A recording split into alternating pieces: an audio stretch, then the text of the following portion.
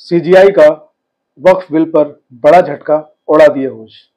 Thumbnail बिल्कुल स्पष्ट है, वक्फ बिल से ही जुड़ी बेहद संजीदा जानकारी है। आप लोगों को वीडियो पूरा देखना है, स्किप नहीं करना है, आगे पीछे करके नहीं देखना है, वरना आप लोगों की समझ में नहीं आएगा। वीडियो को शुरू करने से पहले मैं Prateek Chaudhary advocate, Chaudhary legal associate के इस चैनल पर आपका वेलकम, आपका स्वागत करता हूं। जिन लोगों ने अब तक चैनल को सब्सक्राइब नहीं किया है वो सब्सक्राइब कर लें और वीडियो को फॉरवर्ड आप लोग जरूर कर दिया करें। तो देखिए, सीजीआई बी.आर. गवई सीजीआई बन चुके हैं, शपथ उनकी हो चुकी है और उनके काम करने का तरीका बेहद शानदार है।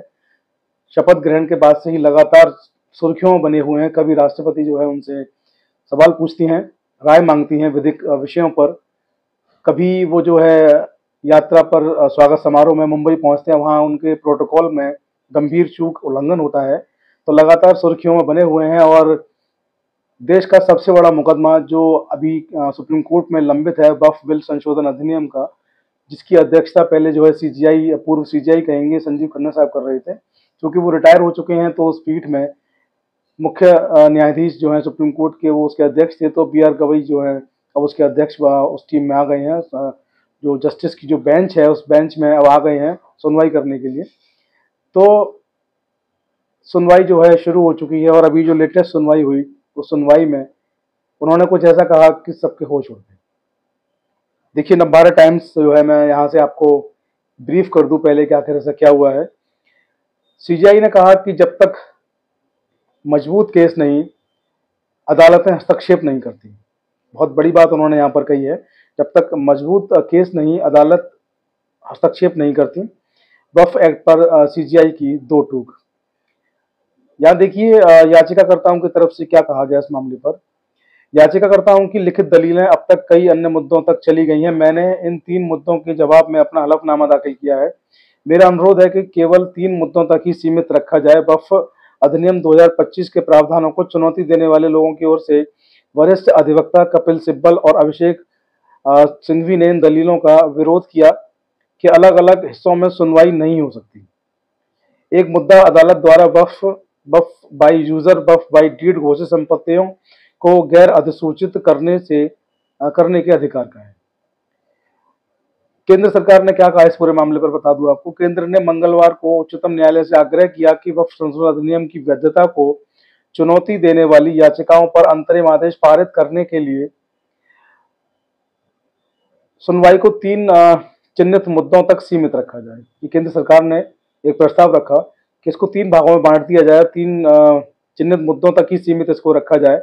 इन 3 मुद्दों में अदालत द्वारा waqf, number 1 waqf, number 2 waqf by user और नंबर 3 वक्फ बाई डीड घोषित संपत्तियों को गैर अधिसूचित करने का अधिकार भी शामिल है। जनसत्ता अखबार देखिए यहाँ पर लिखता है कि कोर्ट तब तक हस्तक्षेप नहीं कर सकता जब तक वक्फ कानून पर सीजीआई की बड़ी टिप्पणी, जानिए कपिल सिब्बल की दलील है। भारत के प्रधान न्यायाधीश बी.आर. गवई और जस्टिस ऑस्टिन जॉर्ज मशीह की पीठ ने केंद्र सरकार के ओर से पेश सॉलिसिटर जनरल तुषार मेहता ने आग्रह किया कि वह पहले की पीठ द्वारा निर्धारित कार्रवाई तक ही सीमित रहें। विधि अधिकारी ने कहा कि कोर्ट ने 3 मुद्दे चिन्हित किए थे, हमने इन 3 मुद्दों पर अपना जवाब दाखिल किया है। इस बात पर जो वरिष्ठ अधिवक्ता हैं अभिषेक मनु सिंघवी, देखिए क्या कहते हैं। अभिषेक सिंघवी ने कहा कि कृपया जेपीसी रिपोर्ट देखें। 28 में से 5 राज्यों का सर्वेक्षण किया गया, 9.3% क्षेत्र का सर्वेक्षण किया गया और आप कहते हैं कि कोई पंजीकृत वक्फ नहीं था।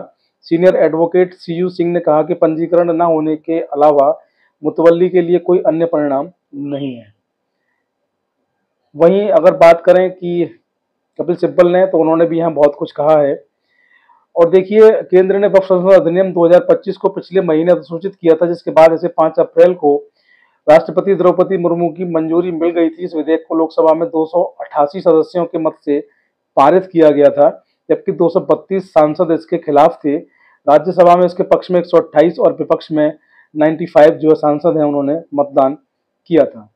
तो अब देखिए, शीर्ष अदालत ने कहा है कि वह 3 मुद्दों पर, सुप्रीम कोर्ट की जो बेंच है स्पष्ट कर दिया है कि अब केवल 3 मुद्दों पर ही इस पूरे मामले को सुनेंगे। 3 मुद्दे जो हैं वो आपको बता दिए हैं कि वक्फ बाई यूजर और वक्फ यूजर बाई डीड। इन 3 मामलों पर केवल इसको सुना जाएगा। और सीजीआई साहब ने इस पूरे मामले पर क्या कहा वो भी आपको थोड़ा ध्यान से सुन लेना चाहिए। सीजीआई गवई ने कहा कि यह मामला संवैधानिकता के बारे में है। अदालतें आमतौर पर हस्तक्षेप नहीं करती हैं, इसलिए जब तक आप एक बहुत मजबूत मामला नहीं बनाते हैं, कोई हस्तक्षेप नहीं करती। सीजीआई ने आगे कहा कि औरंगाबाद में वक्फ संपत्तियों को लेकर बहुत सारे विवाद हैं। तो देखिए, मैंने आपको बताया कि social media, electronic media, print media, तमाम अखबार हैं, न्यूज़ चैनल्स के पोर्टल हैं, न्यूज़ पोर्टल्स हैं, क्या लिख रहे हैं, क्या लिख रहे हैं, क्या वो बता रहे हैं। सीजीआई ने यहाँ पर स्पष्ट किया है कि जब तक आपका केस मजबूत ना हो, तो दोनों ही जो पार्टी हैं यहाँ पर, केंद्र की सरकार और जो याचिकाकर्ता, दो यहाँ पर पार्टी हैं, दोनों ही पार्टीज को अपने केस को यहाँ पर मजबूत करना होगा अगर वो केस को जीतना चाहते हैं, क्योंकि केंद्र की सरकार ने अधिनियम बना दिया और ये माना जाता है कि केंद्र की सरकार द्वारा पारित जो अधिनियम होते हैं, कानून होते हैं, कानून उनको माना जाता है। तो यहाँ पर जो याचिकाकर्ता हैं इस मामले में, जो याची हैं सुप्रीम कोर्ट में, जिन्होंने अपनी याचिकाएं लगाई हैं, जिनकी गिनती लगभग 100 बताई जाती है, तो जो याची हैं उनके लिए यहाँ पर एक बहुत बड़ी टिप्पणी है। वरिष्ठ अधिवक्ता हैं कपिल सिब्बल, उनके लिए यहाँ पर बड़ी टिप्पणी है, और अभिषेक मनु सिंह भी वरिष्ठ अधिवक्ता हैं सुप्रीम कोर्ट में, उनके लिए भी यहाँ पर बड़ी टिप्पणी है। और जितने भी एडवोकेट्स, इन दोनों के एडवोकेट्स, तीन एडवोकेट्स के अलावा इस पूरे मामले को देख रहे हैं याचिकाकर्ताओं की तरफ से, उनके लिए भी टिप्पणी बेहद अहम हो जाती है कि आप जब तक ठोस सबूत नहीं लाते हैं, अदालतें कोई कार्रवाई नहीं करती हैं। यानी सीजीआई बी.आर. गवई साहब ने स्पष्ट संदेश दे दिया है कि जो कानून केंद्र की सरकार ने बनाया है, उनको पूरा अधिकार है कानून बनाने का। अगर आप उस कानून से संतुष्ट नहीं हैं, आप अपील करते हैं, आप याचिका करते हैं, सुप्रीम कोर्ट आप आते हैं, याचिका लगाते हैं, तो आपको चाहिए कि आप जो है मजबूत जो साक्ष्य है, मजबूत साक्ष्य, मजबूत सबूत लेकर के कोर्ट में आइए, अन्यथा आपकी याचिकाओं पर अदालतें हस्तक्षेप नहीं करेंगी। ऐसे में जो याचिकाकर्ता हैं उनकी सरदर्दी भी बढ़ जाएगी। अब उनको सबूत और ज़्यादा लेकर आने पड़ेंगे, एविडेंस और ज़्यादा लेकर आने पड़ेंगे। हालांकि वरिष्ठ अधिवक्ता कपिल सिब्बल ने इस पूरे मामले पर यह कहा कि हमारे पास पर्याप्त सबूत मौजूद हैं, हम अपनी बात रखने को तैयार हैं, सबूतों के साथ ही हम कोर्ट में आए हैं। तो देखने वाली बात ये रहेगी कि वरिष्ठ अधिवक्ता हैं कपिल सिब्बल, अभिषेक मनु सिंघवी और भी तमाम अधिवक्ता शामिल हैं इसमें। तो याचिकाकर्ताओं की तरफ से जो अधिवक्ता हैं वो अपना पक्ष जो है सबूतों के साथ न्यायालय में साबित कर पाते हैं, अपनी बात को सही तरीके से रख पाते हैं, या केंद्र सरकार ही इस मामले में विजयी होगी, या याचिकाकर्ताओं को इस मामले में विजय मिलेगी। बहुत बड़ी बात होगी देखने की। पूरा देश जो है इस वक्त इस फैसले को जानना चाहता है कि सुप्रीम कोर्ट से आकर फैसला क्या आएगा। सबकी नज़र इस फैसले पर ही लगी हुई है। तो जैसे ही इस मामले में कोई नया अपडेट आएगा, आपको उससे अपडेट कराते रहेंगे। आप लोग बने रहें हमारे साथ, वीडियो को फॉरवर्ड करना ना भूलें। जय हिंद, जय भारत, नमस्कार।